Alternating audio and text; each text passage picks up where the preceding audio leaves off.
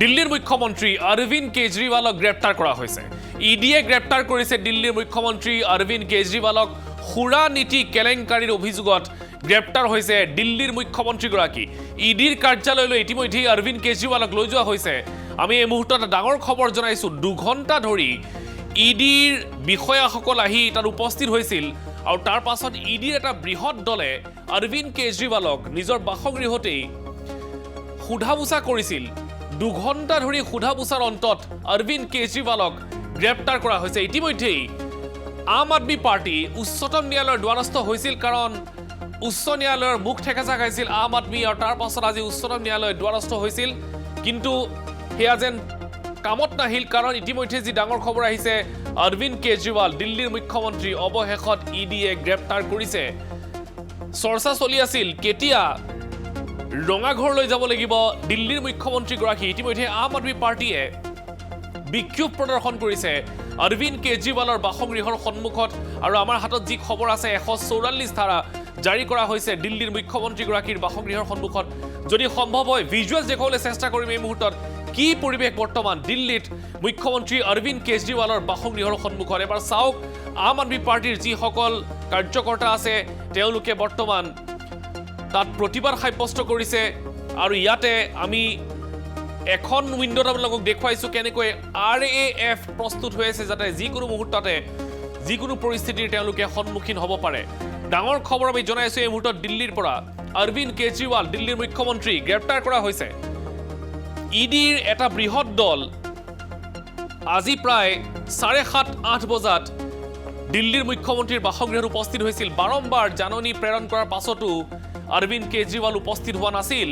তাৰ পাছত আশংকা ব্যক্ত কৰা হৈছিল যে ঠিক নিৰ্বাচনৰ আগে আগে এই চৰম সিদ্ধান্ত ল'ব নেকি ইডিয়ে, এনফৰ্চমেণ্ট ডিৰেক্টৰেটে, আৰু সেয়াই কাৰ্যত হৈ উঠিল। দিল্লীৰ মুখ্যমন্ত্ৰী অৰবিন্দ কেজৰিৱালক আজি বাসগৃহৰ পৰাই গ্ৰেপ্তাৰ কৰা হৈছে, আৰু শেহতীয়া যি খবৰ আমাৰ হাতত আছে, ইতিমধ্যে ইডিৰ কাৰ্যালয়লৈ দিল্লীৰ মুখ্যমন্ত্ৰীগৰাকীক লৈ যোৱা হৈছে। আৰু আমি আপোনালোকক দেখুৱাইছোঁ বাহিৰৰ কি পৰিৱেশ। বাহিৰৰ পৰিৱেশ আমি দেখুৱাইছোঁ, এনেধৰণে একাংশ আম আদমি পাৰ্টিৰ সমৰ্থক আৰু দলীয় কৰ্মীয়ে বাহিৰত বহি প্ৰতিবাদ সাব্যস্ত কৰা পৰিলক্ষিত হৈছোঁ। আৰু আমি এই মুহূৰ্তত সংযুক্ত হৈছোঁ আমাৰ দিল্লীৰ ব্যুৰো অংকুৰৰ সৈতে। বৰ্তমান অংকুৰৰ পৰা আমি পোনপটীয়াকৈ কিছু তথ্য জানিবলৈ চেষ্টা কৰিম। অংকুৰ, আপোনাৰ ওচৰলৈ আহিছোঁ। ডাঙৰ খবৰ, দেশৰ ৰাজনীতিৰ বাবে দিল্লীৰ মুখ্যমন্ত্ৰী অৰবিন্দ কেজৰিৱালক অৱশেষত গ্ৰেপ্তাৰ কৰা হৈছে, আৰু কি তথ্য জনাব আপুনি?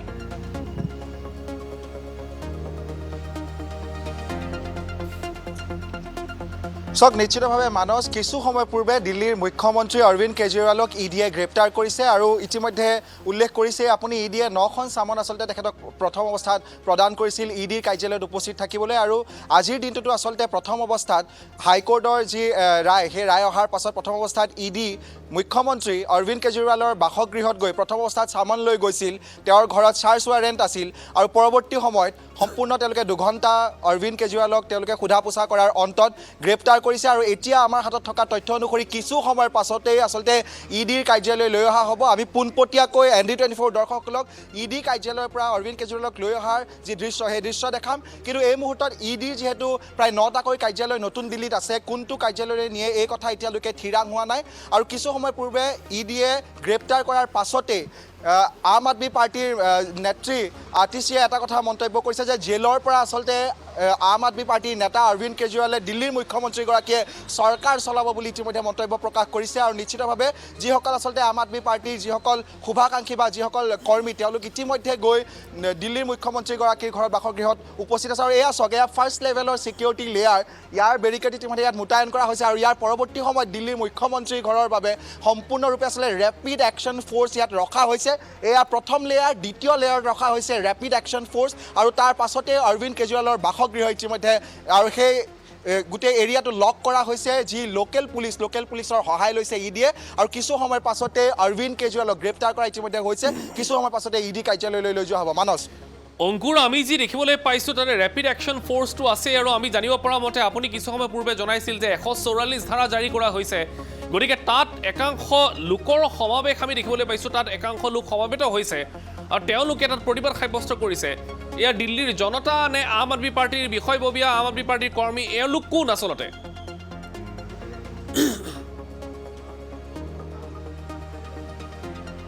চাওক এওঁলোক হৈছে দিল্লীৰ আম আদমি পাৰ্টিৰ কৰ্মী আৰু আচলতে কেৱল অৰবিন্দ কেজৰিৱালৰ বাসগৃহৰ সন্মুখতে এই দৃশ্য নহয় আম আদমিৰ কাৰ্যালয়তো ইতিমধ্যে কৰ্মীসকল আহিছে আৰু দিল্লীৰ বিভিন্ন প্ৰান্তৰ যিসকল আম আদমি পাৰ্টিৰ কৰ্মী তেওঁলোক ইতিমধ্যে আহি অৰবিন্দ কেজৰিৱালৰ ঘৰৰ বাহিৰত ভিৰ কৰিছে আৰু লোকেল পুলিচৰ বাবে ইতিমধ্যে দিল্লীৰ পূৰ্বতে ইডিয়ে লোকেল পুলিচৰ সহায় লৈছিল দিল্লী আৰক্ষীৰ সহায় লৈছিল তাত এচিপি ডিচিপি সকলো ৰেংকৰ তাত বিষয়া প্ৰথম অৱস্থাতে নিয়োজিত কৰা হৈছিল সোধা পোছাৰ বাবে যেতিয়া ইডি প্ৰথম অৱস্থাত সোমাই গৈছিল অৰবিন্দ কেজৰিৱালৰ ঘৰত সেই ঘৰৰ বাহিৰত ইতিমধ্যে অৰবিন্দ কেজৰিৱালৰ যি নিৰাপত্তাৰক্ষী বা তেওঁলোকৰ যি গৃহৰক্ষী আছে তেওঁলোকে প্ৰথমতে ইডিক বাধা দিছিল কিন্তু ইডিয়ে সম্পূৰ্ণ তেওঁলোকৰ কাগজ পত্ৰ দেখুৱাই তেওঁলোকৰ চাৰ্জশ্বিট দেখুৱাই আচলতে ইডিক সোমাই গৈছিল আৰু পৰৱৰ্তী সময়ত সেই স্থানত কৰ্মীসকল আৰু যিসকল আম আদমি পাৰ্টিৰ জ্যেষ্ঠ নেতা সকলোখিনি তাত ভিৰ কৰিছিল আৰু সেই নেতাসকলকে কিন্তু ভিতৰলৈ যাব দিয়া হোৱা নাছিল আৰু 2 ঘণ্টা ধৰি এই যি সোধা পোছা সেই সোধা পোছা চলিছিল আৰু এই ধৰণে লেয়াৰ আচলতে বনাই দিছে আমিও এই মুহূৰ্তত ভিতৰলৈ যাব পৰা অৱস্থাত নাই কাৰণ গ্ৰেপ্তাৰ কৰাৰ পাছতে সম্পূৰ্ণৰূপে লক কৰি দিয়া হৈছে এয়া ফাৰ্ষ্ট লেয়াৰ বুলি কৈছোঁ D24 দৰ্শকসকলক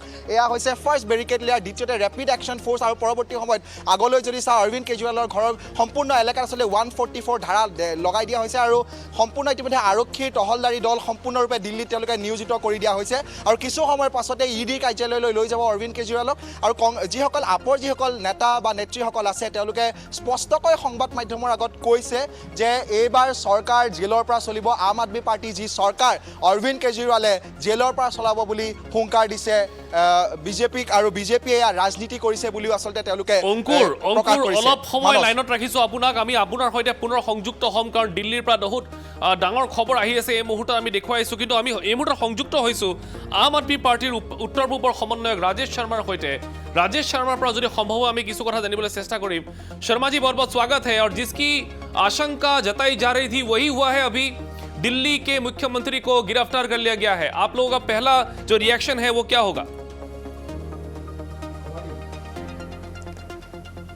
देखिए भारतीय जनता पार्टी और मोदी जी ईडी का मिसयूज कर रहे हैं और इतने दिनों से ईडी यही कोशिश कर रही थी कि कैसे हम अरविंद केजरीवाल को गिरफ्तार करें। उन्होंने बार बार समन भेजे, समन में बहुत सारी कमियां थी। अरविंद केजरीवाल जी ने कहा कि जो समन आ रहे हैं वो इलीगल हैं, वो समन किसे आ रहे हैं, दिल्ली के मुख्यमंत्री को आ रहे हैं या आम आदमी पार्टी के कन्वीनर को आ रहे हैं या व्यक्तिगत रूप से अरविंद केजरीवाल जी को आ रहे हैं। अरविंद केजरीवाल जी ने सवाल पूछे, उन सवालों का कभी ईडी ने जवाब नहीं दिया और बार बार एक के बाद एक समन दिया। उसके बाद ईडी हाई कोर्ट गई कि अरविंद केजरीवाल जी हमारे समन पर नहीं आ रहे। हाई कोर्ट पे ये सुनवाई चल रही है, इस सुनवाई में अभी तक कोई फैसला नहीं आया, मामला विचाराधीन है। उसके बावजूद आज ईडी क्यों पहुंची? आज ईडी को ऐसी क्या जल्दी है कि जो मामला कोर्ट में विचाराधीन है उसके बावजूद ईडी को आज अरविंद केजरीवाल जी के घर जाने की क्या ज़रूरत पड़ी, आज उनको गिरफ्तार करने की क्या ज़रूरत पड़ी? असल में ईडी को इसकी कोई ज़रूरत नहीं है, ईडी को कोई जल्दबाजी नहीं है। जल्दबाजी है मोदी जी को, जल्दबाजी है भारतीय जनता पार्टी को, क्योंकि उन्हें पता है कैसी जल्दबाजी शर्मा जी? 2024 का जो ये चुनाव है लोकसभा का, इस लोकसभा के चुनाव में अरविंद केजरीवाल जी को प्रचार से रोका जा सके, ये भारतीय जनता पार्टी का मकसद है। अरविंद केजरीवाल जी जगह जगह जाकर भारतीय जनता पार्टी के खिलाफ प्रचार नहीं कर सके। लेकिन राजेश जी अभी बीजेपी के प्रवक्ता ने कुछ देर पहले बोला है कि ईडी ने अपना पावर दिखा दिया है।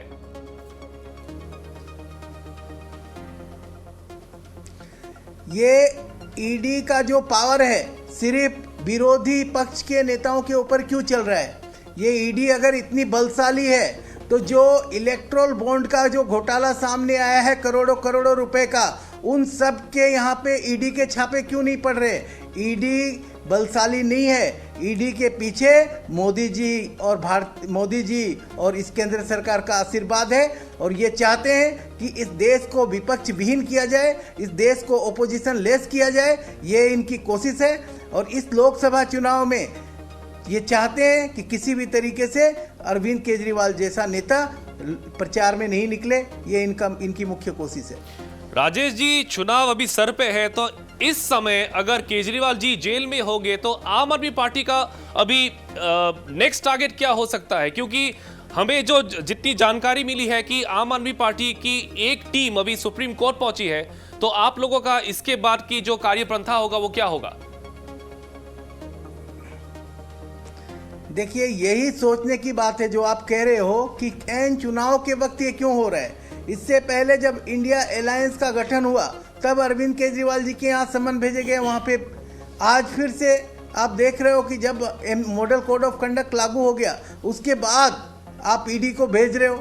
कोर्ट ने कह दिया कि नहीं, अभी हमारे यहाँ मामला विचाराधीन है, आप उसके बावजूद ईडी को भेज रहे हो। तो इससे साफ पता चल रहा है कि इस देश का गणतंत्र आज खतरे में है। भारतीय जनता पार्टी इस देश के गणतंत्र को मिटाने पर तुली हुई है। आप लोगों ने देखा कि इलेक्शन कमीशन पर किस तरीके से कब्जा हो रहा है, सुप्रीम कोर्ट के आदेश नहीं माने जा रहे। तो ये सारी चीजें हैं जो ये दिखाती है कुछ समय पहले देश के गणतंत्र को कमजोर कर रही है। आतिशी जी ने कुछ पत्रकारों से बात की थी, उन्होंने कहा है कि केजरीवाल जी हमारे मुख्यमंत्री थे, हैं और रहेंगे। तो इस वाक्य का तात्पर्य क्या होगा? बिल्कुल, केजरीवाल जी इस देश के लोकप्रिय नेता हैं। इस देश की जनता केजरीवाल जी को प्यार करती है। दिल्ली की जनता अपने दिल्ली के बेटे के ऊपर मर मिटने के लिए तैयार है। तो केजरीवाल जी को दिल्ली की जनता चाहती है कि केजरीवाल जी उनके मुख्यमंत्री बने रहे। पिछले दिनों हम दिल्ली की जनता के पास गए थे। दिल्ली की जनता ने ये आदेश दिया है कि अरविंद केजरीवाल जी को चाहे जेल के अंदर से सरकार चलानी पड़े, लेकिन हम सरकार अरविंद केजरीवाल जी को ही चलानी है। यह दिल्ली की जनता का जनादेश है, उसका हम बिल्कुल सम्मान करेंगे। अरविंद केजरीवाल जी जरूरत पड़ी तो जेल के अंदर से भी सरकार चलाएंगे। जी, बहुत बहुत शुक्रिया हमसे जुड़ने के लिए। एया आছিলে आम आदमी पार्टीर उत्तर पूर्वर समन्वयक राजेश शर्मा। इतिमध्ये কৈছে যে এয়া আসলে বিজেপি চৰকাৰ চক্ৰান্ত, তাৰ বাহিৰে অন্য একো নহয়। কিন্তু দীৰ্ঘদিনৰ পৰা এনফোৰ্সমেন্ট ডিৰেক্টৰেটে সমনৰ ওপৰত সমন প্ৰেৰণ কৰি আছিল आम आदमी पार्टीर লৈ और विशेषকৈ अरविंद केजरीवालলৈ, কিন্তু সেই সমনৰ কোনো ৰেছপন্ড কৰা নাছিল अरविंद केजरीवाले। এই অভিযোগ আছিল, যাৰ ফলত এনেধৰণৰ এটা পৰিস্থিতিৰ আজি সৃষ্টি হৈছে বুলি ইতিমধ্যেই আম আদমি পাৰ্টি যিসকল কাৰ্যকৰ্তা আছে তেওঁলোকক ইতিমধ্যে জানিবলৈ দিছে এনফোৰ্সমেন্ট ডিৰেক্টৰেটে। আমি সংযুক্ত হৈছোঁ আমাৰ জ্যেষ্ঠ সাংবাদিক লগতে আমাৰ সিনিয়ৰ আউটপুট এডিটৰ সঞ্জীৱ প্ৰকাশৰ সৈতে। সঞ্জীৱ প্ৰকাশ, আপোনাৰ ওচৰলৈ আহিছোঁ। এই গোটেই যিটো গ্ৰেপ্তাৰৰ প্ৰক্ৰিয়া, এই প্ৰক্ৰিয়াটোক লৈ আচলতে এতিয়া যথেষ্ট প্ৰতিক্ৰিয়াৰ সৃষ্টি হৈছে। আচলতে কি কাৰণে এই ধৰণৰ প্ৰতিক্ৰিয়াসমূহ হৈছে বুলি আপুনি ভাবে? মানস অৱশেষত দেখা গ'ল যে আজি 2 ঘণ্টা ধৰি সন্ধিয়াৰ পৰা অৰবিন্দ কেজৰিৱালৰ চৰকাৰী বাসগৃহত ইডিৰ তালাচী অভিযান চলিছিলে। আৰু তালাচী অভিযানৰ পিছত প্ৰায় 2 ঘণ্টা ধৰি, মই পুনৰ কৈছোঁ 2 ঘণ্টা ধৰি তালাচী অভিযান চলাৰ পিছত তেওঁক বিভিন্ন সোধপোছ কৰা হৈছিলে। তাৰ পিছত তেওঁক গ্ৰেপ্তাৰ কৰা হৈছে। আৰু এই গোটেই বিষয়টোক এগৰাকী নিৰ্বাচিত মুখ্যমন্ত্ৰী কেনেদৰে গ্ৰেপ্তাৰ কৰাৰ বিষয়টোক লৈ পেলাই গোটেই দেশজুৰি প্ৰতিক্ৰিয়াৰ সৃষ্টি হৈছে। বিশেষকৈ বিৰোধী পক্ষতো প্ৰতিক্ৰিয়াৰ সৃষ্টি হৈছে। কিছু সময় পূৰ্বে প্ৰিয়ংকা গান্ধীয়ে সামাজিক মাধ্যমত তেওঁৰ প্ৰতিক্ৰিয়া প্ৰকাশ কৰিছে। তেওঁ কৈছে যে সাংঘাতিক ধৰণৰ এটা স্বৈৰাচাৰী শাসনৰ এটা ব্যৱস্থা চলিছে বা স্বৈৰাচাৰী শাসনৰ পৰিচয় বুলি পেলাই গোটেই বিষয়টোক কৈছে। আৰু সমান্তৰাল ৰূপত ইতিমধ্যে আমাৰ দিল্লীৰ সাংবাদিকেও কৈছে যে আম আদমি পাৰ্টি অটল হৈ ৰৈছে। তেওঁলোকে বাৰে বাৰে কৈছে যে কেজৰিৱাল গ্ৰেপ্তাৰ হ'লেও দল বা চৰকাৰত কোনো প্ৰভাৱ পেলাবলৈ নিদিয়ে, কাৰণ আম আদমি পাৰ্টিক জেলৰ পৰাই, কাৰাগাৰৰ পৰাই প্ৰয়োজন হ'লে নেতৃত্ব দিব অৰবিন্দ কেজৰিৱালে, আৰু দিল্লীৰ চৰকাৰ তেওঁ চলাই যাব, দিল্লীৰ মুখ্যমন্ত্ৰী হৈ থাকিব। কিন্তু দেখা গৈছে তাৰ বিপৰীতে দেখা গৈছে যিহেতু এই ধৰণে গ্ৰেপ্তাৰ হৈয়ে গ'ল, এইটো কথা ঠিক যে কেজৰিৱালৰ বিৰুদ্ধে প্ৰধান অভিযোগটোৱেই হৈছে যে যি সুৰা কেলেংকাৰী, সেই সুৰা কেলেংকাৰী সন্দৰ্ভত কেজৰিৱালে এতিয়ালৈকে ইডিক কোনো ধৰণৰ সহযোগিতা নবঢ়োৱাটোৱে তেওঁৰ বিৰুদ্ধে অভিযোগ। আৰু সেই অভিযোগেৰে তেওঁক গ্ৰেপ্তাৰ কৰা হৈছে। ইতিমধ্যে 8খনকৈ চমন জাৰি, চমনৰ পিছত কালি এখন 9 নম্বৰখন চমন তেওঁ ইতিমধ্যে অৱজ্ঞা কৰিছিলে। আৰু তাৰ পিছত আজি 10 নম্বৰখন চমন লৈ পেলাই তেওঁ আজি আচলতে ইডিৰ দল তেওঁৰ বাসগৃহত আহি পেলাই উপস্থিত হৈছিলেহি। কিন্তু একেখিনি সময়তে দেখা গৈছে যে যদিও কেজৰিৱালক গ্ৰেপ্তাৰ কৰা হ'ল, যিটো আইনী যি বাহিনী আছে আম আদমি পাৰ্টিৰ, সেই আইনী বাহিনী সাজু হৈছে। তেওঁলোকে ইতিমধ্যে সকলো নথি পত্ৰ সাজু কৰি পেলাই তেওঁলোকে কাইলৈ উচ্চতম ন্যায়ালয়ৰ দ্বাৰস্থ হোৱাৰ তেওঁলোকে যোজা চলাইছে। আৰু আমাৰ হাতত পৰা শেহতীয়া তথ্য মতে যে তেওঁলোকে পোনপটীয়াকৈ তেওঁলোকে উচ্চতম ন্যায়ালয়ৰ মুখ্য ন্যায়াধীশক তেওঁলোকে যোগাযোগ কৰিব আৰু তেওঁলোকে এই গোটেই বিষয়টোৰ তৎকাল শুনানিৰ এক আবেদন তেওঁলোকে তৰিব। আৰু সেই তৎকাল শুনানিৰ আবেদন তেওঁলোকে তৰিব, যিহেতু তাৰ সেই বিষয়ত অৱশ্যে উচ্চতম ন্যায়ালয়ে মুখ্য ন্যায়াধীশে কি ধৰণৰ সঁহাৰি দিয়ে, সেই গোটেই বিষয়বিলাকো লক্ষণীয় হ'ব। কিন্তু এই মুহূৰ্তত গুৰুত্বপূৰ্ণ কথা এইটোৱেই যে কেজৰিৱালৰ বাসগৃহৰ চৌফালে চৌকাষে যিহেতু 144 ধাৰা বলবৎ কৰা হৈছে, বহু আম আদমি পাৰ্টিৰ সমৰ্থক এতিয়াও তাত জমা হৈ আছে। তেওঁলোকে প্ৰতিবাদ সাব্যস্ত কৰিছে। কিছু সময় পিছতে ৰাম মনোহৰ লোহিয়া হাস্পতালত কেজৰিৱালৰ স্বাস্থ্য পৰীক্ষা সম্পন্ন কৰা হ'ব আৰু তাৰপিছত কাইলৈ পুৱা তেওঁক আদালতত হাজিৰ কৰিব। কিন্তু এই মুহূৰ্তত মানস গুৰুত্বপূৰ্ণ কথা এইটোৱে যে আম আদমি পাৰ্টিৰ যিহেতু নিৰ্বাচন সমাগত, সাধাৰণ নিৰ্বাচন সমাগত, ইতিমধ্যে কেজৰিৱালৰ আম আদমি পাৰ্টিৰ দলে অসমলৈ কেতিয়া নিৰ্বাচনৰ প্ৰচাৰ চলাবলৈ আহিব সেই বিষয়ে সময়সূচী ইয়াত প্ৰকাশ কৰিছিলে। তাৰ গোটেই বিষয়বোৰ সামৰি যিহেতু নিৰ্বাচনৰ সময়ত এইটো দেশৰ ৰাজনীতিৰ বাবে এটা গুৰুত্বপূৰ্ণ বিষয়, গুৰুত্বপূৰ্ণ কথা, গতিকে পৰৱৰ্তী সময়ত উচ্চতম ন্যায়ালয়ে এই কেজৰিৱালৰ সমৰ্থকসকলৰ প্ৰতি আম আদমি পাৰ্টিৰ আইনী উপদেষ্টাসকলৰ যি আবেদন, সেই আবেদনৰ প্ৰতি কি ধৰণৰ সঁহাৰি জনায় সেই বিষয়টো আচলতে আটাইতকৈ লক্ষণীয় বিষয় হৈ পৰিব। নিশ্চয় সঞ্জীৱ প্ৰকাশ, মই এই মুহূৰ্তত ধন্যবাদ জ্ঞাপন কৰিছোঁ। আপুনি এইখিনি তথ্য জনোৱাৰ বাবে পৰৱৰ্তী সময়ছোৱাত পুনৰ আপোনাৰ সৈতে সংযুক্ত হ'ম। আমি এই মুহূৰ্তত যদি দিল্লীৰ আমাৰ ব্যুৰো অংকুৰৰ সৈতে সংযুক্ত হৈ আছোঁ, অংকুৰৰ পৰা কিছু কথা জানিবলৈ চেষ্টা কৰিম। অংকুৰ, আপোনাৰ ওচৰলৈ আকৌ এবাৰ আহিছোঁ। আৰু কিবা শেহতীয়া খবৰ আপুনি লাভ কৰিছে নেকি?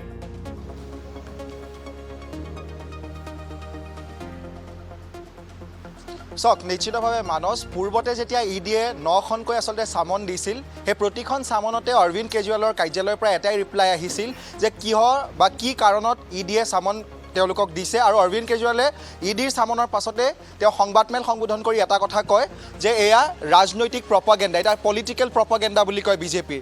কিন্তু সেই একেটা বিষয় যেতিয়া হাইকোৰ্টলৈ আহিল, দিল্লী হাইকোৰ্টলৈ আহিল, দিল্লী হাইকোৰ্টে ইডিক এটা কথা কৈছিল যে ঠিক আছে, আপোনালোকে অৰবিন্দ কেজৰিৱাল বা তেখেতৰ দলক জনাব নিবিচাৰে যে কি কাৰণে আপোনালোকে অৰবিন্দ কেজৰিৱালক ইডিৰ কাৰ্যালয়ত উপস্থিত থাকিবলৈ বা ইডিৰ কাৰ্যালয়লৈ আহিবলৈ চামন জাৰি কৰিছে, সেই বিষয়টো আপোনালোকে হাইকোৰ্টক অৱগত কৰক। আৰু পৰৱৰ্তী সময়ত ইডিয়ে আচলতে আজিৰ দিনৰ ভাগত এই গোটেই বিষয়টো হাইকোৰ্টক অৱগত কৰে আৰু তাৰ পাছতে হাইকোৰ্টে আচলতে ইডিৰ পক্ষত তেওঁলোকে কয়।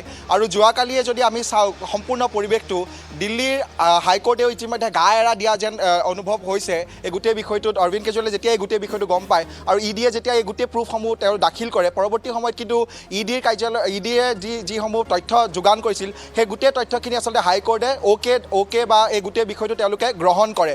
আৰু পৰৱৰ্তী সময়ত আজি ইডিৰ কাৰ্যালয়ৰ এটা দল চামন লৈ পেলাই 10 নম্বৰখন চামন লোৱাৰ লগতে চাৰ্জশ্বিট লৈ পেলাই আচলতে প্ৰথম অৱস্থাত অৰবিন্দ কেজৰিৱালৰ যি চিভিল লাইনস্থিত কিছু দূৰতে আচলতে অৰবিন্দ কেজৰিৱালৰ বাসগৃহ আছে। মই কিছু সময়ৰ পাছতে দেখুৱাম ND24 দৰ্শকসকলক, কাৰণ কিছু সময়ৰ পাছতে ইডি কাৰ্যালয়লৈ অৰবিন্দ কেজৰিৱালক এই পথে লৈ যোৱা হ'ব। মই দৰ্শকসকলক পোনপটীয়াকৈ দেখাম।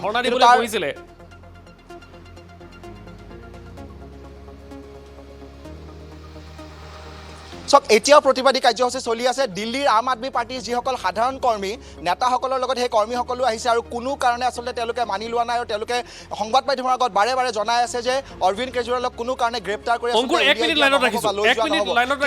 আমি এই মুহূৰ্তত আতিশী মাৰ্লিনাৰ কিছু মন্তব্য আহিছে তেওঁ গ্ৰেপ্তাৰৰ পাছত। মই এই মুহূৰ্তত ND24 দৰ্শকসকলক শুনাই ল'বলৈ বিচাৰিছোঁ, কি কয় মাৰ্লিনাই।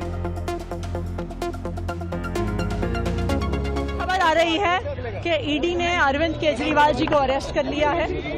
ये बिल्कुल साफ था, जितनी भारी संख्या में पुलिस आई थी, जितनी भारी संख्या में पैरामिलिट्री फोर्सेस यहाँ पे स्टेशन थे, कि आज ईडी अरविंद केजरीवाल जी को अरेस्ट करने के लिए आ रही है।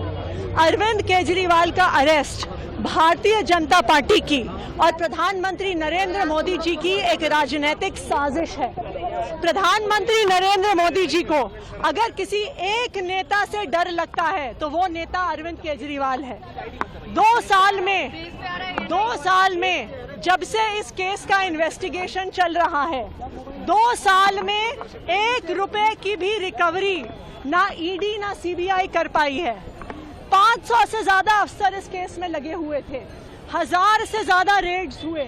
आम आदमी पार्टी के नेताओं के घर, मंत्रियों के घर, उनके ऑफिसेज में हर जगह रेड हुई, लेकिन उसके बावजूद 1 रुपया आज तक नहीं मिला है। तो आज लोकसभा का चुनाव अनाउंस होने के बाद अरविंद केजरीवाल का अरेस्ट एक राजनीतिक साजिश है।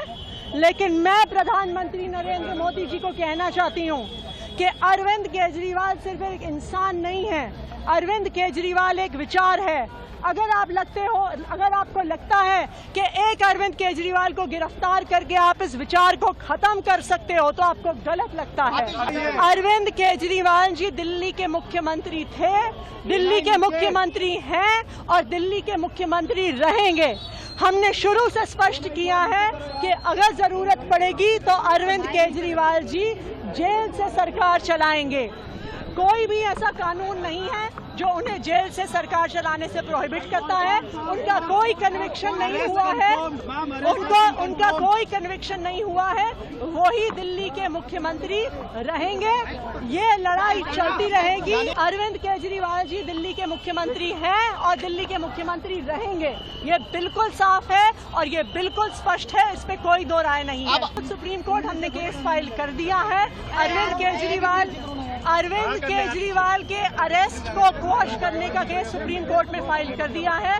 अभी उसकी अर्जेंट मेंशनिंग के लिए हमारे वकील सुप्रीम कोर्ट जा रहे हैं।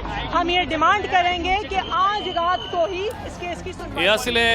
आपৰ নেত্ৰী আতিশী মাৰ্লিনাৰ কিছু মন্তব্য এই মুহূৰ্তত আমি আকৌ এবাৰ সংযুক্ত হৈছোঁ অংকুৰৰ সৈতে। অংকুৰ, এতিয়া যিকেইটা সমনৰ কথা কৈ থকা হৈছিল 8ৰ পৰা 9 বাৰ অৰবিন্দ কেজৰিৱালক সমন প্ৰেৰণ কৰিছিল এনফৰ্চমেণ্ট ডিৰেক্টৰেটে, কিন্তু এনফৰ্চমেণ্ট ডিৰেক্টৰেটৰ সেই সমনৰ প্ৰতি ৰিপ্লাই কৰা নাছিল বা প্ৰত্যুত্তৰ দিয়া নাছিল অৰবিন্দ কেজৰিৱালে। তেওঁ বাৰম্বাৰ এটা কথাই কৈ আছিল যে এই সমনখন কাৰ বাবে, ইছ চমন পে কমি আহে তেওঁ কৈ আছিলে।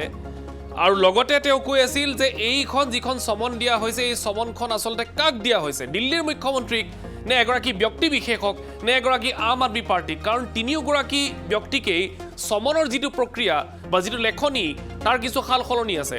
এগৰাকী মুখ্যমন্ত্ৰী হিচাপে অৰবিন্দ কেজৰিৱালে বাৰম্বাৰ এইটো প্ৰশ্নই কৰি আছিল, কিন্তু তাৰ সুদুত্তৰ পোৱা নাছিল অৰবিন্দ কেজৰিৱালে। আৰু তাৰ ফলত আজি এনফৰ্চমেণ্ট ডিৰেক্টৰেটে তেওঁক গ্ৰেপ্তাৰ কৰিবলৈ আহে বুলি ইতিমধ্যেই জনাইছে। অংকুৰ, আৰু কি তথ্য আছে? কাৰণ আম আদমি পাৰ্টিৰ যিসকল নেতা আছে তেওঁলোক বৰ্তমান বিক্ষুব্ধ হৈ পৰিছে আৰু তেওঁলোকে আমাৰ হাতত যি খবৰ আছে এই মুহূৰ্তত কেজৰিৱালক যলৈ লৈ যোৱা হৈছে তালৈ একাংশ নেতা গৈছে আৰু আন একাংশ কেজৰিৱালৰ বাসগৃহৰ বাহিৰত আছে।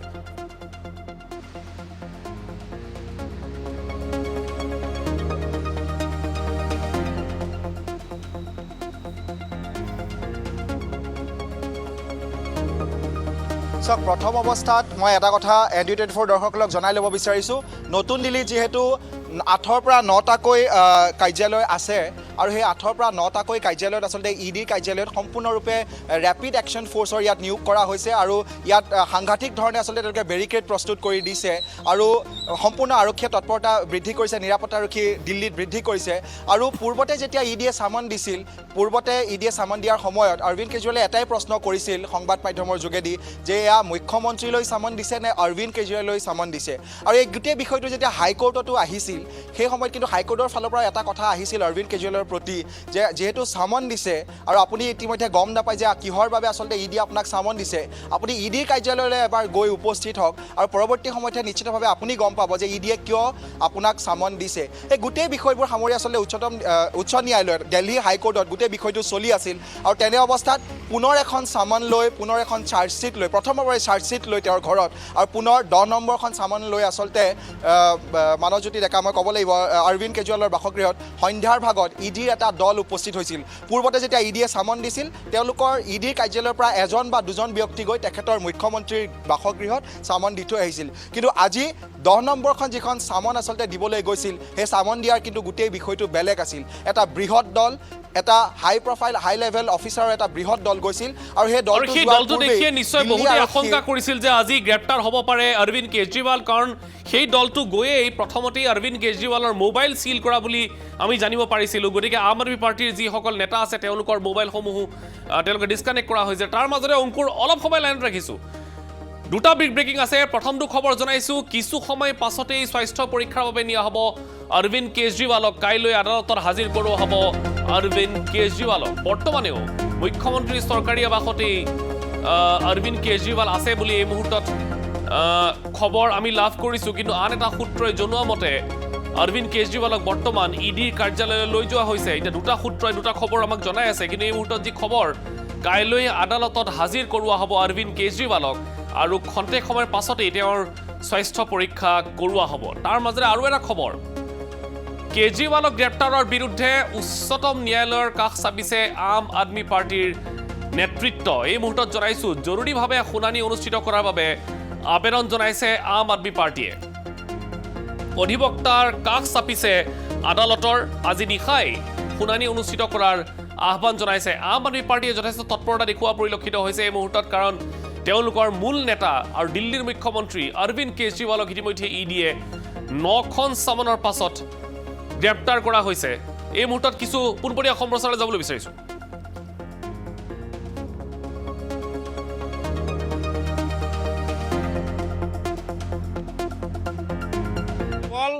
ভুৱা গোচৰ তৰি মিছা গোচৰত হুৰা কেলেংকাৰী নামৰ এটা কেলেংকাৰী মিছাকৈ তৰি পিনে মিছা গোচৰ জাপি দি আজি অৰবিন্দ কেজৰিৱাল ডাঙৰীয়াক কোনো তথ্য নথকাকৈ গ্ৰেপ্তাৰ কৰিছে।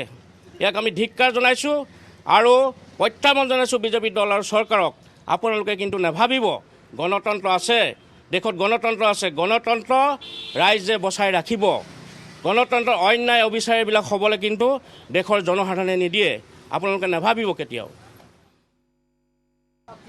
কাৰণ লোকসভা নিৰ্বাচন আহি আছে, লোকসভা নিৰ্বাচনত বিজেপিৰ এয়া কি দমন নীতি বুলি ভাবিছে নেকি? কাৰণ লোকসভা নিৰ্বাচন প্ৰাক্ক্ষণতে গ্ৰেপ্তাৰ কৰা হৈছে। নিশ্চয়কৈ দমন নীতি এইটো। তেওঁলোকে বিৰোধী কণ্ঠ ৰোধ কৰিবৰ কাৰণে বিভিন্ন কৌশল ৰচনা কৰিছে। তেওঁলোকে মিছা গোচৰ তৰি গ্ৰেপ্তাৰ কৰিছে বিৰোধী দলৰ নেতাবিলাকক। আৰু আমাৰ যি আগৰ মনীষ চিচোদিয়া ডাঙৰীয়া, সঞ্জয় সিং ডাঙৰীয়াক এটা বলিষ্ঠ কণ্ঠ, যাৰ নেকি কোনো দুৰ্নীতি কেলেংকাৰী কোনো এটা তথ্য নাই, সেইসকলক জেলত ভৰাই ৰাখিছে। আৰু অৱশেষত মুখ্যমন্ত্ৰীৰ দৰে এটা সন্মানীয় পদত থকাৰ অৱস্থাত তেখেতক যি চুৰ ডকাইতৰ দৰে ইডি ঘৰত অসমৰ প্ৰতিক্ৰিয়া, আৰু কেৱল অসমেই নহয় গোটেই দেশজুৰি প্ৰতিক্ৰিয়াৰ সৃষ্টি হৈছে। কাৰণ এগৰাকী মুখ্যমন্ত্ৰীক এনেধৰণে গ্ৰেপ্তাৰ কৰা কাৰ্যক কোনেও সহজভাৱে ল'ব পৰা নাই। বিভিন্ন দল, বিভিন্ন সংগঠন নিৰ্বিশেষে আপৰ বিধায়ক ৰাখী বিৰলাক আটক কৰিছে দিল্লী আৰক্ষীয়ে। কেজৰিৱালৰ বাসগৃহৰ সন্মুখত প্ৰতিবাদ সাব্যস্ত কৰিছিল বিধায়কগৰাকীয়ে। ৰাখীসহ আন একাংশ সমৰ্থককো দিল্লী আৰক্ষীয়ে এই মুহূৰ্তত আটক কৰি লৈ গৈছে। কিছু দৃশ্যাংশ যদি সম্ভৱ আমি দেখুৱাবলৈ চেষ্টা কৰিছোঁ। আপৰ বিধায়ক, এয়া আমি দেখুৱাইছোঁ, আপৰ বিধায়ক ৰাখী বিৰলাক ইতিমধ্যেই আটক কৰিছে দিল্লী আৰক্ষীয়ে। অৰবিন্দ কেজৰিৱালৰ বাসগৃহৰ সন্মুখত একাংশ আম আদমি পাৰ্টিৰ নেতা, নেত্ৰী, বিধায়িকা, বিধায়ক সকলোৱে তাত প্ৰতিবাদ সাব্যস্ত কৰাৰ পৰিলক্ষিত হৈছে। আৰু তেনেকুৱা এটা সময়তেই আৰক্ষীয়েও তৎপৰতা প্ৰদৰ্শন কৰিছে। ৰেপিড একশ্যন ফ'ৰ্চ সাজু হৈ আছে। কিন্তু এনেধৰণে এজন এজনকৈ বিধায়ক আৰু নেতা নেত্ৰীক তাৰ পৰা আঁতৰাই লৈ যোৱা হৈছে, আটক কৰা হৈছে আৰু এখন বাছত তেওঁলোকক আবদ্ধ কৰি ৰখা হৈছে।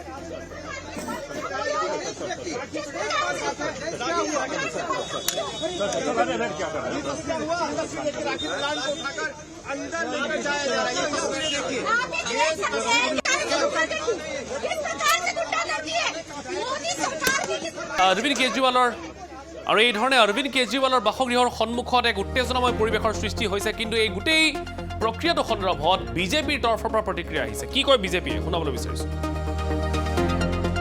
शराब घोटाले के मामले में पिछले कुछ दिनों से एक गहमागहमी चल रही थी, क्योंकि कुछ दिन पहले टीआरएस के प्रमुख और तेलंगाना के प्राक्तन मुख्यमंत्री, एक्स चीफ मिनिस्टर, उनकी बेटी कविता जी को भी गिरफ्तार किया गया था, जो सांसद है।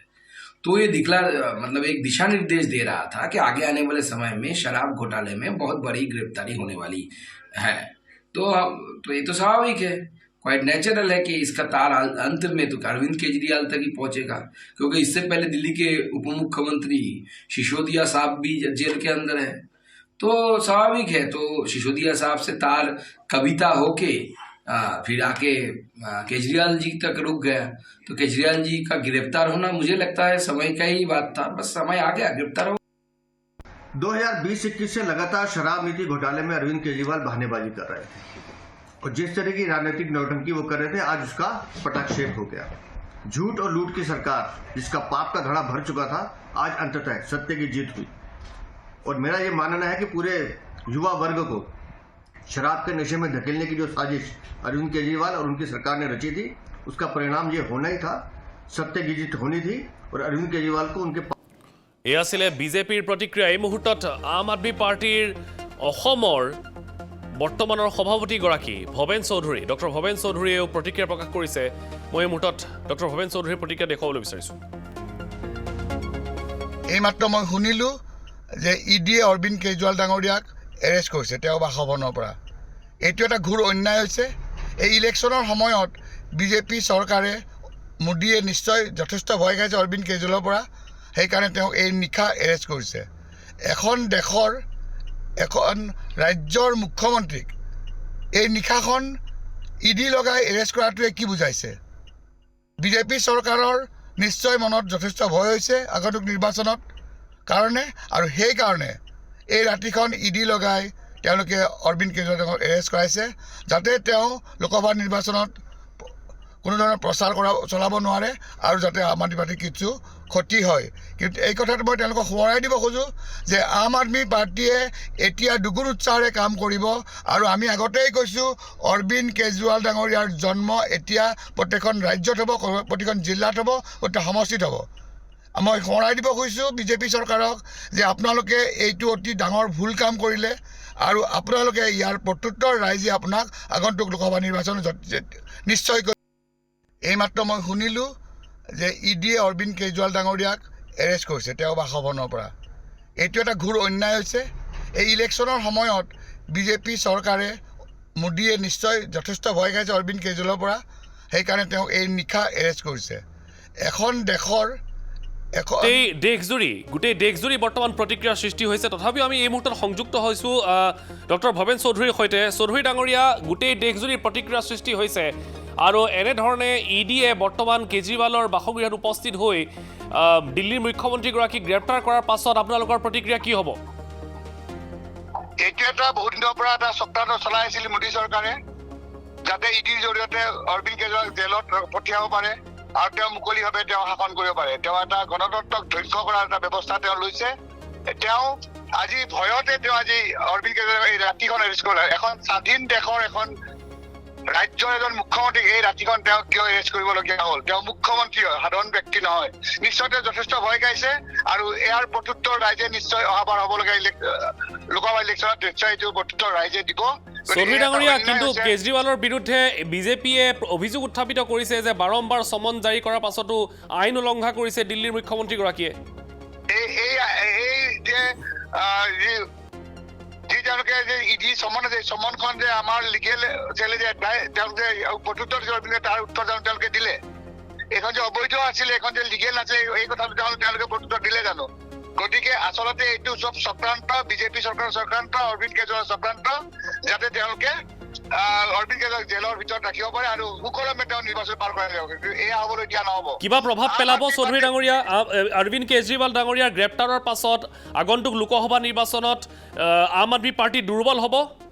নহয়, কেতিয়াও নহয়। এতিয়া প্ৰত্যেকখন ৰাজ্যতে প্ৰত্যেকটা সমষ্টিতে এজন অৰবিন্দ কেজৰিৱাল সৃষ্টি হ'ব, প্ৰত্যেক ঘৰে ঘৰে অৰবিন্দ কেজৰিৱাল সৃষ্টি কৰা হ'ব, আৰু এই চৰকাৰ প্ৰত্যুত্তৰ দিয়া হ'ব কেনেধৰণে দেশ শাসন কৰিব তেওঁলোকক শিকোৱা হ'ব।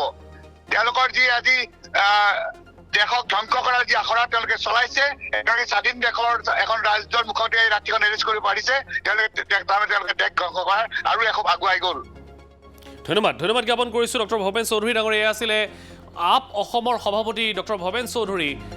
তেখেতেও স্পষ্টকৈ উল্লেখ কৰিছে অভিযোগ বিজেপিৰ বিৰুদ্ধে যে জোৰ জুলুমকৈ আচলতে সকলোৰে ওপৰত শাসন আৰু শোষণ কৰিবলৈ চেষ্টা কৰিছে বিজেপিয়ে। এয়া হৈছে আম আদমি পাৰ্টিৰ অভিযোগ। আগন্তুক সময় নিশ্চয়কৈ লক্ষণীয় হ'ব এই গোটেই কাণ্ডৰ প্ৰতিক্ৰিয়া ৰাজনৈতিক মহলত কি হয়। ইতিমধ্যে অৰবিন্দ কেজৰিৱালক গ্ৰেপ্তাৰ কৰা হৈছে আৰু কেজৰিৱালৰ বাসগৃহৰ সন্মুখত অধিক বৃদ্ধি কৰা হৈছে নিৰাপত্তা। যিকোনো মুহূৰ্ততেই বাসগৃহৰ পৰা লৈ যোৱা হ'ব অৰবিন্দ কেজৰিৱালক। অৰ্থাৎ এই কথা স্পষ্ট হৈছে যে বৰ্তমানো অৰবিন্দ কেজৰিৱাল বাসগৃহতেই আছে। বাসগৃহত সোধা পোছা এতিয়াও অব্যাহত আছে আৰু হয়তো কিছু ফৰ্মেলিটিজ সম্পূৰ্ণ কৰি আছে ইডিৰ দলটোৱে। আৰু খন্তেক সময়ৰ পাছতেই যিহেতু কেজৰিৱালক নিজৰ ঘৰৰ পৰা উলিয়াই লৈ যোৱা হ'ব, আৰু তেনেকুৱা এটা সময়তেই আৰু অধিক পৰিস্থিতিৰ অৱনতি ঘটাৰ আশংকা ব্যক্ত কৰা হৈছে। কাৰণ কেজৰিৱালৰ বাসগৃহৰ সন্মুখত বৰ্তমান সময়ত যথেষ্ট সংখ্যক লোকৰ সমাগম ঘটিছে।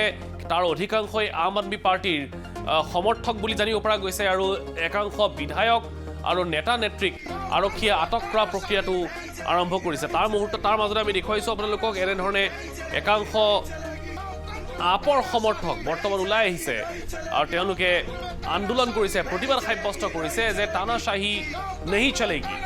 এই ধৰণে তেওঁলোকে প্ৰতিবাদ সাব্যস্ত কৰা পৰিলক্ষিত হৈছে অৰবিন্দ কেজৰিৱালৰ বাসগৃহৰ সন্মুখত। আমি দেখুৱাইছোঁ ৰেপিড একশ্যন ফ'ৰ্চ বৰ্তমান সাজু হৈ আছে যিকোনো পৰিস্থিতিৰ সৈতে মোকাবিলা কৰিবৰ কাৰণে। আমি সংযুক্ত হ'বলৈ চেষ্টা কৰি আছোঁ আমাৰ ব্যুৰো, দিল্লীৰ ব্যুৰো অংকুৰৰ সৈতে, কাৰণ অংকুৰ বৰ্তমান সময়ত তাতেই যিহেতু উপস্থিত আছে, গতিকে অংকুৰৰ পৰা জানিম আৰু কিমান সময়ৰ পাছত অৰবিন্দ কেজৰিৱালক বাসগৃহৰ পৰা উলিয়াই লৈ যোৱা হ'ব আৰু তাত কোন কোন বৰ্তমান উপস্থিত আছে, পৰিৱেশ পৰিস্থিতি কেনেকুৱা, পৰিস্থিতিৰ অৱনতিৰ আশংকা কৰা হৈছে নেকি ইত্যাদি কথাই কিন্তু যথেষ্ট পৰিমাণে চিন্তিত কৰি ৰাখিছে বৰ্তমান সময়ত দিল্লী আৰক্ষী প্ৰশাসনক।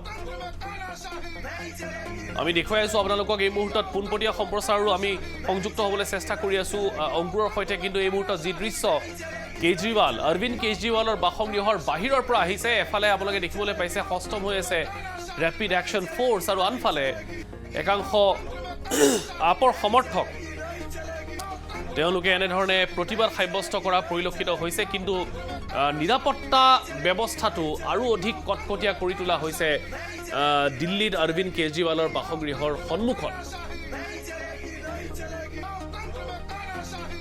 এই মুহূৰ্তত কিছু প্ৰতিক্ৰিয়া আহিছে, আমি প্ৰতিক্ৰিয়াসমূহ দেখুৱাবলৈ চেষ্টা কৰিছোঁ। কোনে কি কয় অৰবিন্দ কেজৰিৱালৰ এই গ্ৰেপ্তাৰৰ পাছত।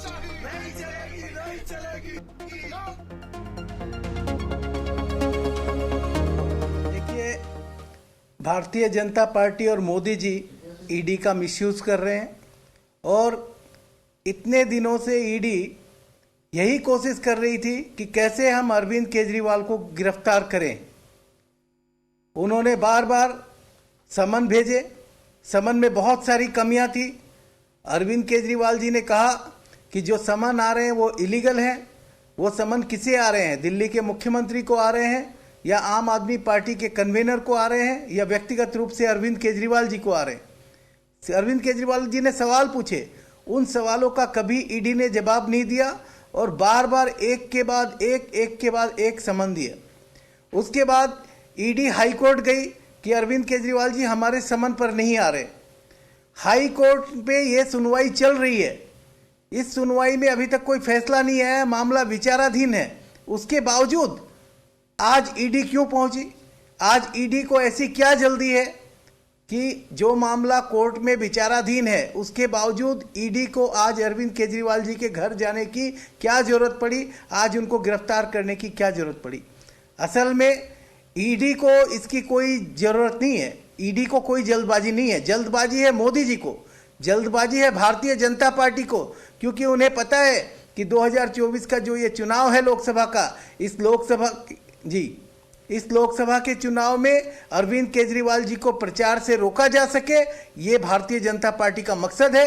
अरविंद केजरीवाल जी जगह जगह जाकर भारतीय जनता पार्टी के खिलाफ प्रचार नहीं कर सके, ये भारतीय जनता पार्टी का मकसद है और मोदी जी का मकसद है।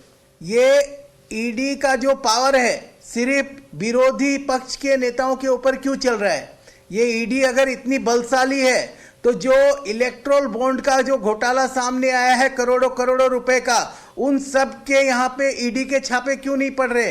ईडी बलशाली नहीं है। ईडी के पीछे मोदी जी और इस केंद्र सरकार का आशीर्वाद है और ये चाहते हैं। भारत की जनता और दिल्ली की जनता खासकर कट्टर बेईमान अरविंद केजरीवाल की गिरफ्तारी का स्वागत कर रही है। ये स्पष्ट हो गया है कि अरविंद केजरीवाल ही शराब घोटाले का किंगपिन है। अरविंद केजरीवाल के भ्रष्टाचार का घड़ा टूटा है। अरविंद केजरीवाल झूठा है और ये बिल्कुल स्पष्ट है कि दिल्ली हाईकोर्ट ने भी आज अरविंद केजरीवाल को कोई राहत नहीं दी, क्योंकि जो साक्ष्य जांच एजेंसी ईडी ने इकट्ठे किए थे उनमें दम था और अरविंद केजरीवाल ने अपने पैरों पे कुल्हाड़ी मारी जब 9 समन उन्हें दिए गए। पहला समन 2 नवंबर 2023 को दिया गया और अरविंद केजरीवाल को ये गुमा हो गया कि वो कानून से ऊपर। जैसा मैंने आपको कहा 2 नवंबर 2023, 4.5 महीने थे अरविंद केजरीवाल के पास। मुख्यमंत्री हैं, संविधान की रक्षा करने की शपथ ली है और रक्षक ही भक्षक बन के संविधान को तार-तार कर रहा था, कानून का पालन नहीं कर रहा था। तो जांच एजेंसी जो कदम उठा रही है उसका एक बहुत बड़ा संदेश पूरे देश पे गया है कि नरेंद्र मोदी जी की सरकार वो सरकार है जहां भ्रष्टाचारी बच नहीं पाएगा। उसको कितना ही यकीन क्यों ना हो अपने आप पे, अगर भ्रष्टाचार किया है तो जेल की सलाखों के पीछे जाना पड़ेगा। और होली जो है, जो और कट्टर बेईमान संजय सिंह और मनीष सिसोदिया हैं, उनके साथ मनानी पड़ेगी। देखिए, सुपड़ा साफ हो जाएगा ये घमंडिया के जितने अलायंस पार्टनर हैं, और खासकर आम आदमी पार्टी, अरविंद केजरीवाल, जो आज भ्रष्टाचार का पर्याय बने हुए हैं, जिन्होंने कभी भी कानून का पालन नहीं किया। मैं समझता हूं उन्होंने खुद अपने हाथों पर हथकड़ी लगाई है अपने कुकर्मों से और कृत्यों। এয়া আছিল ৰাজনৈতিক মহলত প্ৰতিক্ৰিয়া আৰু ক্ৰিয়া। আমি এই মুহূৰ্তত জনাইছোঁ আপোনালোকক যে খন্তেক সময়ৰ পাছতেই মুখ্যমন্ত্ৰী অৰবিন্দ কেজৰিৱালক বাসগৃহৰ সন্মুখৰ পৰা লৈ যোৱা হ'ব সন্মুখেৰে, আৰু তাত আমি এই মুহূৰ্তত দেখুৱাইছোঁ আপোনালোকক এইসকল প্ৰতিবাদকাৰীয়ে তাত বহি পৰিছে। বৰ্তমান তেওঁলোকে প্ৰতিবাদ সাব্যস্ত কৰা পৰিলক্ষিত হৈছে। তেওঁলোকৰ মুখত মাত্ৰ এটাই নাৰা, তানাশ্বাহী নেহি চলেগি। মোদী চৰকাৰৰ বিৰুদ্ধে ক্ষোভ প্ৰকাশ কৰিছে এইসকল আম আদমি পাৰ্টিৰ কৰ্মী সমৰ্থকে। আমি সংযুক্ত হ'বলৈ চেষ্টা কৰি আছোঁ আমাৰ দিল্লীৰ ব্যুৰো অংকুৰৰ সৈতে, কাৰণ অংকুৰে দেখুৱাব পোনপটীয়াকৈ সেই স্থানৰ পৰা আচলতে পৰিৱেশটো কি। আৰু আতিশী মাৰ্লিলাক দেখিবলৈ পোৱা গৈছে। নেত্ৰীগৰাকী বৰ্তমানো তাত উপস্থিত আছে। ইতিমধ্যে তেওঁ সংবাদ মাধ্যমৰ আগত স্পষ্টকৈ কৈছে যে আপৰ পৰৱৰ্তী কাৰ্যপন্থা কি হ'ব। লগতে তেওঁ এইটোও কৈছে যে অৰবিন্দ কেজৰিৱাল হি হমাৰে মুখ্যমন্ত্ৰী থে আৰু ৰহেংগে, অৰ্থাৎ যদি প্ৰয়োজন হয় জেইলৰ পৰাই চৰকাৰ চলাব অৰবিন্দ কেজৰিৱালে। আমি আপোনালোকক প্ৰতিটো মুহূৰ্তৰ খবৰ জনাই গৈ আছোঁ যে বৰ্তমান সময়ত তাত কি হৈ আছে আৰু কিয় এই গোটেই সুৰা কেলেংকাৰীৰ অভিযোগত মুখ্যমন্ত্ৰী অৰবিন্দ কেজৰিৱালক গ্ৰেপ্তাৰ কৰা হ'ব।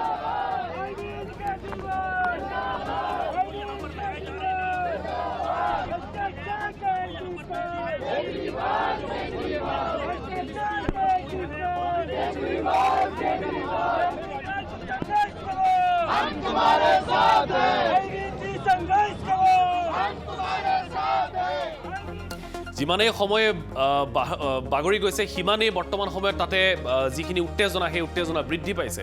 কিন্তু তাৰ মাজতে আমি দেখুৱাই আছোঁ আপোনালোকক যে কেনেকৈ আম আদমি পাৰ্টিৰ একাংশ নেতা কৰ্মীয়ে তাতে প্ৰতিবাদ সাব্যস্ত কৰাৰ পৰিলক্ষিত হৈছে। কিন্তু দিল্লীৰ ৰাজনীতিৰ সম্প্ৰতি জোকাৰণি সৃষ্টি কৰা এই সুৰা কেলেংকাৰীয়ে সমগ্ৰ দেশতে চৰ্চা লাভ কৰিছে। আচলতে কি হয় এই সুৰা কেলেংকাৰী, ইয়াক লৈ মানুহৰ মাজত কিছু প্ৰশ্নবোধক এতিয়াও ৰৈ গৈছে, যাক লৈ আম আদমি পাৰ্টিক লক্ষ্য কৰি লৈছে শাসক আৰু বিজেপিয়ে। ইতিমধ্যে উপ মুখ্যমন্ত্ৰীসহ আপৰ সাংসদকো ইডিয়ে গ্ৰেপ্তাৰ কৰিছে, আৰু এতিয়া দিল্লীৰ মুখ্যমন্ত্ৰী অৰবিন্দ কেজৰিৱালৰ পাল। আচলতে 2021 চনৰ 17 নৱেম্বৰত দিল্লী চৰকাৰে ৰাজ্যত কাৰ্যকৰী কৰিছিল নতুন সুৰা নীতি, যাৰ জৰিয়তে ৰাজধানী দিল্লীক 32টা জোনত ভাগ কৰা হৈছিল, আৰু প্ৰতিটো জোনতে 27খনকৈ সুৰাৰ বিপণী খোলাৰ অনুমতি প্ৰদান কৰা হৈছিল। এনেদৰে সৰ্বমুঠ 849খন সুৰাৰ বিপণীৰ অনুমতি প্ৰদান কৰিছিল দিল্লী চৰকাৰে। কিন্তু নতুন সুৰা নীতি অনুসৰি সকলো সুৰাৰ বিপণী প্ৰাইভেট বা ব্যক্তিগত খণ্ডক দিয়া হৈছিল। ইয়াৰ পূৰ্বে দিল্লীৰ সুৰাৰ বিপণীসমূহৰ 60% আছিল চৰকাৰী আৰু 40% আছিল ব্যক্তিগত। নতুন সুৰা নীতি অনুসৰি বা সেই নীতি বলবৎ হোৱাৰ পাছত 100% সুৰা বিপণী প্ৰাইভেট হৈ পৰিল। চৰকাৰৰ দাবী আছিল ইয়াৰ জৰিয়তে 3500 কোটি টকাৰ মুনাফা হ'ব। চৰকাৰে সুৰা বিপণীৰ অনুজ্ঞাপত্ৰৰ মাচুলো যথেষ্ট পৰিমাণে বৃদ্ধি কৰি দিছিল। পূৰ্বে L1 লাইচেন্সৰ বাবে সুৰা বিক্ৰেতাসকলে 25 লাখ টকা জমা দিবলগীয়া হৈছিল। এই নতুন সুৰা নীতি বলবৎ হোৱাৰ পাছত সেই লাইচেন্সখনৰ বাবে 5 কোটি টকা ভৰিবলগীয়া হৈছিল, আৰু এনেধৰণে বহুকেইটা সংশোধন এই সুৰা নীতিৰ জৰিয়তে ঘটোৱা হৈছিল। আৰু ইয়াৰ জৰিয়তে জনতা আৰু চৰকাৰ উভয় পক্ষই লোকচানৰ সন্মুখীন হোৱা বুলি বিজেপিয়ে দীৰ্ঘদিনৰ পৰা অভিযোগ উত্থাপিত কৰি আহিছে, আৰু এই নীতিয়েই বৃহৎ পুঁজিপতিসকলক সহায় কৰাৰো অভিযোগ দীৰ্ঘদিনীয়া। আৰু তাৰ পাছৰ পৰাই এই সুৰা নীতিৰ বাবে ৰাজনীতিত বিৰূপ পৰিৱেশৰ সৃষ্টি হোৱা আৰম্ভ হ'ল। এই আছিল সুৰা কেলেংকাৰীৰ তথ্য। কিন্তু আমি এই মুহূৰ্তত দেখুৱাইছোঁ আপোনালোকক উত্তেজনা বৃদ্ধি পাইছে, আৰু আৰক্ষীৰ যি নিৰাপত্তা সেয়াও বৃদ্ধি কৰা হৈছে। এই মুহূৰ্তত আমি কিছু লাইভ ভিজুৱেলছ দেখুৱাইছোঁ আপোনালোকক। দিল্লীৰ মুখ্যমন্ত্ৰীগৰাকীৰ বাসগৃহৰ সন্মুখৰ দৃশ্যাংশ দেখুৱাইছোঁ। আনফালে একাংশ আপৰ নেতা নেত্ৰীক এনেধৰণে আটক কৰা হৈছে। বিজেপিৰ জ্যেষ্ঠ নেতা সম্বিত পাত্ৰাৰ এই মুহূৰ্তত মন্তব্য আহিছে। देखिए, जहां तक अरविंद केजरीवाल जी के घर के बाहर का दृश्य है, आज पूरा भारतवर्ष उनके घर के बाहर जो हाई वोल्टेज ड्रामा हो रहा है उसे देख रहा है। अगर मुझे एक वाक्य में कहना पड़े अरविंद केजरीवाल के घर के बाहर क्या हो रहा है, तो मैं कहूंगा it is celebration of corruption. जश्न भ्रष्टाचार मनाने की कोशिश आम आदमी पार्टी के नेता और आम आदमी पार्टी के कुछ मंत्री कर रहे हैं। ये कोई पहला केस नहीं है। बोए पेड़ बबूल का तो आम कहां से खाए, करे घोटाला शराब का तो आराम कहां से पाए। ये शराब के घोटाले का विषय है और कौन सी कोर्ट तक शराब का घोटाला नहीं पहुंचा है। कौन सी ऐसी एजेंसी है जिस एजेंसी ने इस घोटाले की जांच नहीं की है, और कौन सा ऐसा दिल्ली वासी है, कौन सा ऐसा हिंदुस्तानी है जो इस विषय के तथ्य से, इस विषय के फैक्ट्स से अनभिज्ञ है। हर व्यक्ति जानता है कि प्रश्न कोई आज से पूछा नहीं जा रहा है। विगत 3 वर्षों से अरविंद केजरीवाल जी से आम आदमी पार्टी से सवाल पूछे जा रहे हैं। सवाल नंबर 1, अगर आपकी एक्साइज पॉलिसी इतनी अच्छी थी जैसा कि आप बता रहे थे, तो आपने एक्साइज पॉलिसी को क्यों रद्द किया? क्यों उसे रद्द किया गया, इसका जवाब आज तक नहीं मिला। आपने कार्टेलाइजेशन शराब के पूरे तंत्र में कैसे आप लेके आ सकते थे? आपकी खुद की एक्साइज डिपार्टमेंट ने आपसे कहा था कि एक्साइज की पॉलिसी उचित नहीं है, शराब का कारोबार सरकार के हाथ में ही रहना चाहिए, प्राइवेटाइजेशन नहीं होना चाहिए।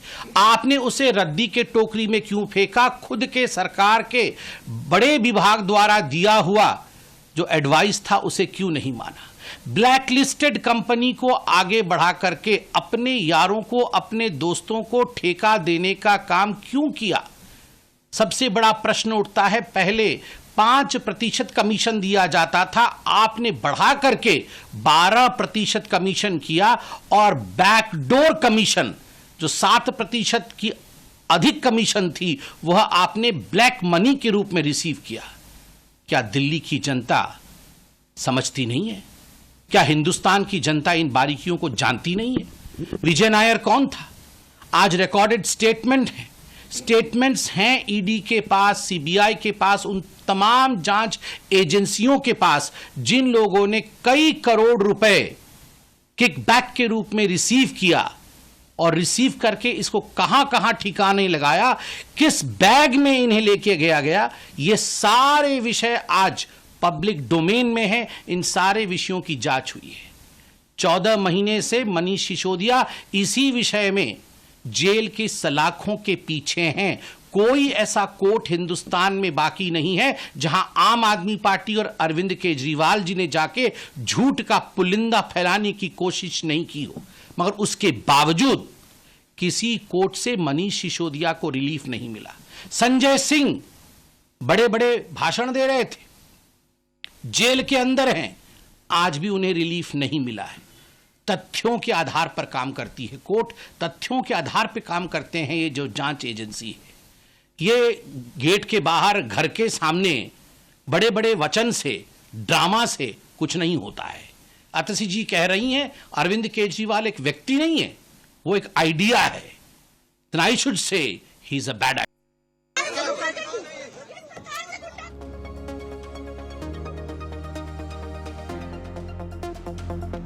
এটা গুৰুত্বপূৰ্ণ খবৰ আমি জনাবলৈ বিচাৰিছোঁ। এটা ব্ৰেকিং নিউজ আহিছে। উচ্চতম ন্যায়ালয়ৰ পঞ্জীয়কৰ বাসগৃহত কেজৰিৱালৰ অধিবক্তা বৰ্তমান উপস্থিত হৈছে। নিশাই জামিনৰ শুনানিৰ বাবে আবেদন জনাইছে আম আদমি পাৰ্টিৰ তৰফৰ পৰা। এই মুহূৰ্তত আৰু এটা খবৰ আমি জনাইছোঁ আপোনালোকক। এফালে ইডি যিমানেই তৎপৰ হৈছে, আনফালে কিন্তু আম আদমি পাৰ্টিৰ যিসকল নেতাকৰ্মী আছে তেওঁলোকো যথেষ্ট তৎপৰতা অৱলম্বন কৰিছে। উচ্চতম ন্যায়ালয়ৰ যিগৰাকী ৰেজিষ্ট্ৰাৰ বা পঞ্জীয়ক, তেখেতৰ ঘৰত গৈ উপস্থিত হৈছে অৰবিন্দ কেজৰিৱালৰ অধিবক্তা। আৰু আজি নিশাই জামিনৰ শুনানিৰ বাবে আবেদন জনাবলৈ তেওঁলোকে ইতিমধ্যে পঞ্জীয়কৰ বাসগৃহত উপস্থিত হৈছে। কিন্তু এই তেওঁলোকৰ চেষ্টা আচলতে সফল হ'ব নে নহয়, নে আজি নিশাটো অৰবিন্দ কেজৰিৱাল আচলতে লকআপৰ ভিতৰতে থাকিব লাগিব, ইয়াক লৈ কিন্তু এতিয়া চৰ্চা আৰম্ভ হৈছে।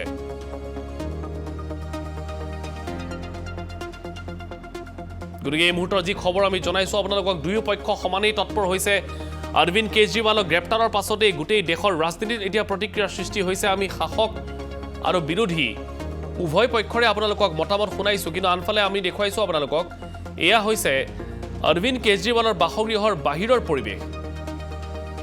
একাংশ নেতা নেত্ৰী তাত বহি পৰিছে আৰু তেওঁলোকে প্ৰতিবাদ সাব্যস্ত কৰিছে তেওঁলোকৰ নেতাগৰাকীৰ যি এৰেষ্ট বা গ্ৰেপ্তাৰৰ পাছত তেওঁলোকে প্ৰতিবাদ সাব্যস্ত কৰা পৰিলক্ষিত হৈছে। আনফালে আমি দেখুৱাইছোঁ আপোনালোকক, যিমানেই প্ৰতিবাদ বাঢ়ি গৈ আছে সিমানেই আৰক্ষীৰ দলটো আৰু শক্তিশালী হৈ গৈ আছে। আমি এই মুহূৰ্তত দেখুৱাইছোঁ আন এখন বাছত এনেধৰণে আন একাংশ প্ৰতিবাদকাৰীক প্ৰায় ৬-৭ গৰাকীকৈ আৰক্ষী জোৱান আৰু বিষয়াই ধৰি তাতেই কৰায়ত্ব কৰি ৰাখিছে।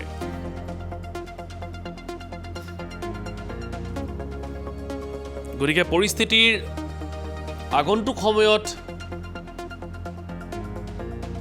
পৰিস্থিতি অৱনতি হোৱাৰ কিছু আশংকা ব্যক্ত কৰা হৈছে, যাৰ ফলত এনেধৰণে বৰ্তমান সময়ত ৰেপিড একশ্যন ফ'ৰ্চেই হওক বা পুলিচেই হওক সকলো সষ্টম হৈ আছে। খন্তেক সময়ৰ পাছতেই অৰবিন্দ কেজৰিৱালক বাসগৃহৰ পৰা উলিয়াই লৈ যোৱা হ'ব আৰু তেওঁৰ স্বাস্থ্য পৰীক্ষা কৰোৱা হ'ব বুলি জানিব পৰা গৈছে। কিন্তু বৰ্তমান সময়ত যি আশংকা কৰা হৈছে যে যেতিয়াই অৰবিন্দ কেজৰিৱালক ঘৰৰ পৰা উলিয়াই লৈ যোৱা হ'ব তেতিয়াই হয়তো পৰিস্থিতিৰ আৰু অৱনতি ঘটিব পাৰে।